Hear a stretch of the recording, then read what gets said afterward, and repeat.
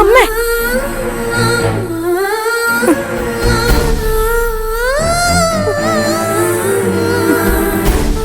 ആ ദുഷ്ടനെയാണോടി നീ സ്നേഹിക്കുന്നത്?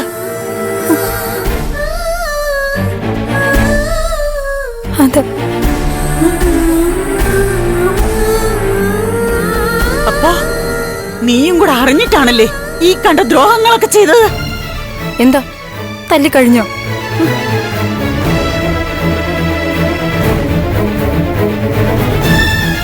ചേച്ചിക്ക് തല്ലണോ എന്നെ? അച്ഛനോ? ദേവികേ, ഇവളിനി ഈ വീട്ടിൽ വേണ്ട. അടിച്ചു പുറത്താക്കി ഇവളെ. അമ്മ ചോദിച്ചത് കേട്ടില്ലേ? ഒക്കെ ആദ്യം മുതലേ നിനക്ക് അറിയായിരുന്നോന്ന്.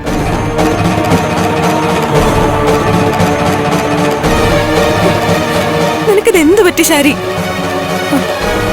എല്ലാ കാര്യങ്ങളും ബുദ്ധിപൂർവ്വം ചെയ്യുന്ന നിനക്ക് എവിടെയാ പിഴച്ചത്?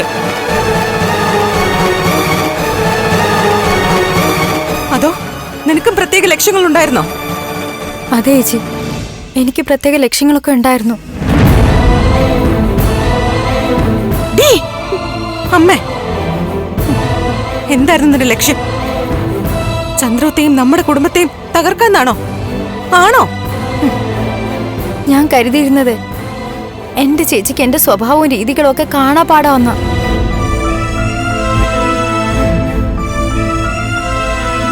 ചന്ദ്രോദയും നമ്മുടെ കുടുംബത്തെ രക്ഷിക്കാനും ചേച്ചിയുടെ ഭാവി ഭദ്രമാക്കാനും വേണ്ടിയാ ഞാൻ ഇങ്ങനെ ഒരാളുമായിട്ട് അടുത്തത്.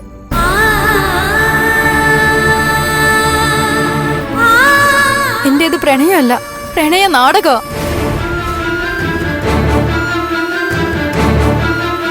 കെവിനുമായിട്ട് പ്രണയം നടിച്ച് അവനുമായിട്ട് അടുത്തതാ. അതിലൂടെ ചേച്ചിക്കും നന്ദേട്ടനും എതിരെ അവര് നടത്തുന്ന നീക്കങ്ങൾ അറിയാം.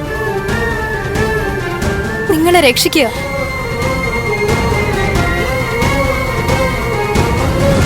കെവിനാണ് കുടുംബത്തിലുണ്ടാവുന്ന പ്രശ്നങ്ങൾക്ക് പിറകിലെന്ന് എനിക്ക് സംശയം വന്നു.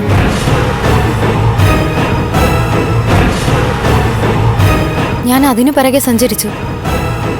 സംശയം ശക്തമാണെന്ന് തോന്നി. അങ്ങനെ ഒരു പ്രണയ സൗഹൃദം തുടങ്ങി.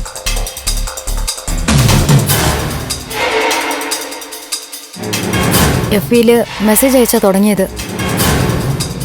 പിന്നീടാ നേരിട്ട് കണ്ടത്. ചേച്ചിക്ക് വേണ്ടിയാ ചേച്ചി ഞാൻ ഇതൊക്കെ ചെയ്ത്.